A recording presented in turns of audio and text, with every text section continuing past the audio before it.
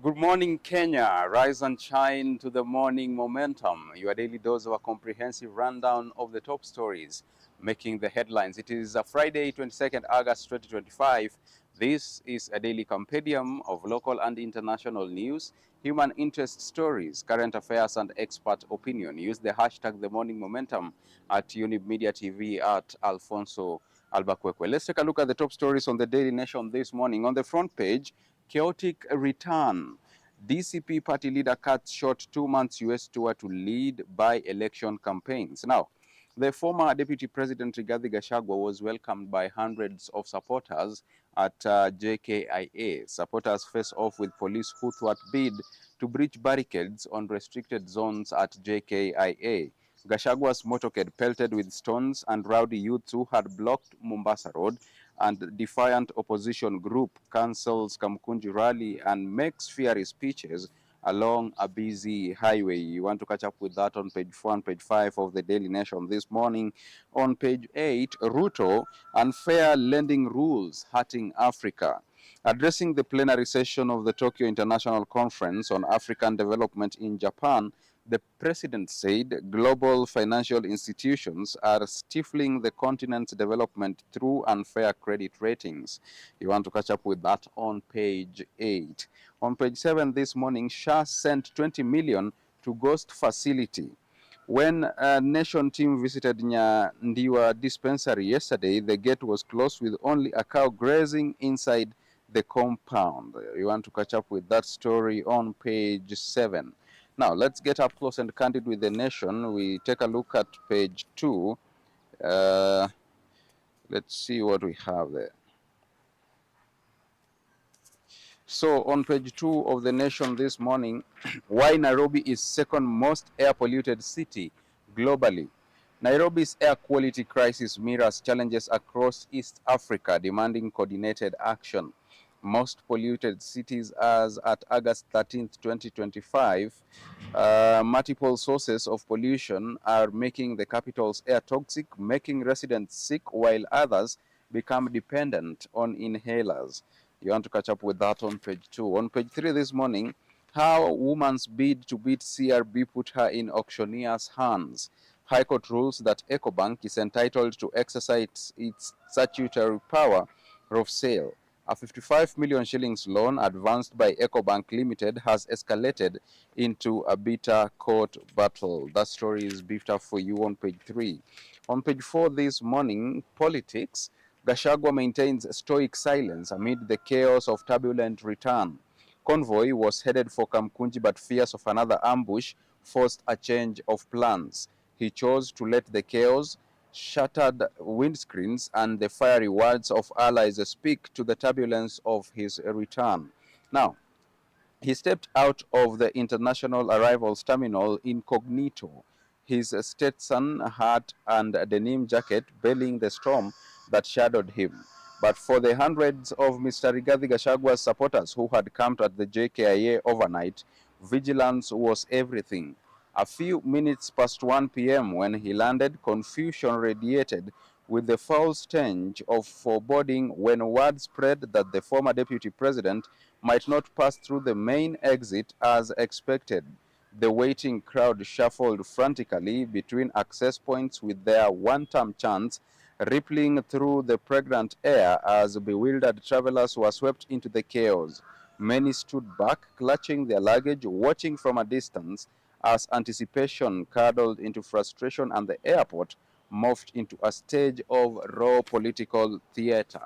The story is augmented for you on page 4. On page 5 this morning, XDP becoming opposition's wild card. DCP party leader says they plan to have former deputy president on the ballot in the 2027 polls. Leaders say government hostility is amplifying Mr. Gachagwa's political stature. The story is briefed up for you on page 5. On page 6, corruption. Prove graft allegations, House leaders tell Ruto.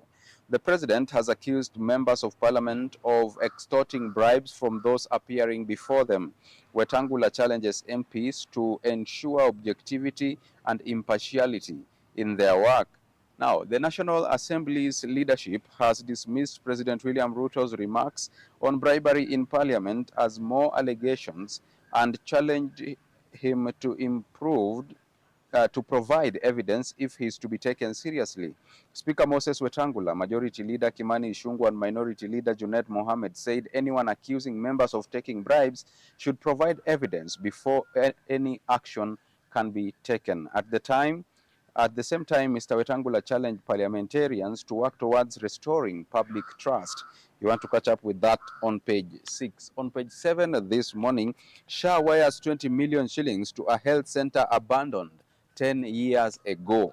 Officials in Homa Bay say the SHA system could be having challenges. Cabinet Secretary blames human error and says the money has been rewired to the correct hospital. Now, when the Nation team arrived at the hospital yesterday at 11 a.m., the gate was closed and only a grazing cow was in the deserted compound. The grass had, however, been freshly cleared, though some overgrown vegetation was still evident around the L-shaped yellow-painted stone building with blue roof. It was a ghostly building with metallic blue doors, shut, black paint peeling from the skirting around the wall and the emptiness inside visible from the glass windows.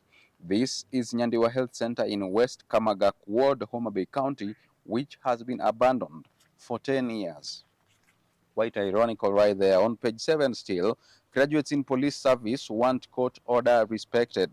This disquiet is growing in the National Police Service as graduate officers accuse their employer of defying a court order that they be given first priority in promotions. The complaints come barely a month before the government begins directly hiring 2,000 cadets, raising fears in the graduates that history may soon repeat itself. Now, let's take a look at more stories here that lands us on page 10, education. Experts decry education underfunding. Now, legislators skipped conference by Elimubora working group after dismissing it as overly negative. Among other things, the group is pushing for review of capitation to reflect the true cost of providing quality education. You want to catch up with that story on page 10. On page 12 this morning, offering support, Kenya's gender equality progress slow. Now, NMG boss says the media house has trained journalists in gender-sensitive reporting. Report projects that it could take 123 years to achieve full gender parity worldwide. You want to catch up with that on page 12. Now, let's take a look at the expert opinion this morning. Why Kenya's digital economy dream is at risk. Even where networks exist, high data costs remain different, especially in low-income areas. You want to catch up with that opinion on page 15 of the Nation this morning.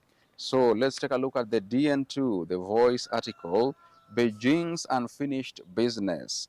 We bring you stories of unfulfilled visions and unhealed scars, but above all, testimonies of unbreakable spirits echoing Beijing's enduring call for change. That is beefed up for you on page 4 and page 5 of the DN2 The Voice article. So let's take a quick look at what we have in the county news this morning. We start with Wajir County, the nightmare of bucket toilets. Now, at 80, Mohammed Dagale Osman still has a sharp memory. He recalls the years Wajir Township was just 4 streets lined with trees when the British called it Frontier Outpost and when the bucket toilet system was introduced. 7 decades later, Mr. Osman watches the same ritual his grandfather witnessed, men moving silently in the dark, collecting plastic buckets filled with excitement, with excrement from house to house. In numbers, 200,000 is the estimated number of people in Wajir town, but the town has never had a functional server system since colonial times. Briefly, in Kajiado County, governors root for James MP slots. 3 governors are pushing for nomination of members of the Ilchamus community to the Senate or National Assembly in 2027. Kajiado Governor Joseph Olelenku, Narok's Patrick Ntutu, and Lati Lelit of Samburu said the Ilchamus or Njems have been marginalized for decades. The Ilchamus primarily reside in Baringo County, and they are closely related to the Samburu and Maasai. You want to catch up with that on page 24. In Mombasa, truck drivers join fight against Mpox. Now, as Mpox cases shoot up, long-distance truck drivers are on the front line of fighting the virus. The threat is a daily reality for truckers on the northern corridor. Mombasa County recorded 139 cases by July, health officials have said. Now, also this morning on County News, police launch investigations into killing of a 40-year-old grandmother. Now, Mercy Wambui left her home to see her 2-month-old granddaughter in Free Area, Nakuru County on August 10th. 4 days later, her body was found in River Ndarugu, 2 kilometers from her house in Piave, Njoro sub-county. Her family is now left with questions about the death. You want to catch up with that on page 24. So with that, let's take a look at what we have in the international scene. Germans reject idea of sending troops to Ukraine. Far-right alternative for Germany accuses Mars conservatives of war mongering. Skepticism is strong in Eastern Germany, where polls take place in 2026. Allied talk of sending European peacekeeping forces to protect Ukraine as part of a possible peace deal with Russia has sparked a backlash in Germany, a country still scared by its Nazi past, even if the prospect remains remote. The story is on page 27. Briefly, in Abuja, death toll rises to 17. The death toll from an attack by gunmen on a mosque in Nigeria's state of Katsina has risen to 17, police said on Wednesday. Abubakar Sadiq, spokesman for Katsina State Police, said the figure rose when 4 of the injured died in hospital. Officials said the gunmen stormed the Unguman Mantau community in Malumfashi during dawn prayers on Tuesday, opening fire on worshippers in the mosque. Media reported that the neighboring communities were also affected by the raid, with more casualties possible. Now, briefly in Lusaka, Zambia defers bill after uproar. Zambian authorities have deferred the enactment of a bill intended to regulate NGOs following opposition from the stakeholders. Community Development and Social Services Minister Doreen Mwamba said the decision was made to allow consultations and refinement of the proposed legislation. She said the government has listened to concerns raised by stakeholders about specific provisions in the bill. You want to catch up with that on page 27. Now we take a look at business news. Why board partly froze KP smart meter tender? Now, contract had been issued to 7 local manufacturers. Procurement watchdog says Kenya Power failed transparency and fairness test. 2.4 billion is the part of the contract that had been awarded to smart meter technology. That story is augmented for you on page 28. Briefly, in the startup sector, MKU students refine startups after training. 35 Mount Kenya University students who received entrepreneurship training from a German university are refining their startups at the university's Innovation and Incubation Center. They are among 100 MKU students who underwent a 16-week digital product development training by the Technical University of Munich under its Africa Meets Bavaria's program. The program targets African students and young professionals.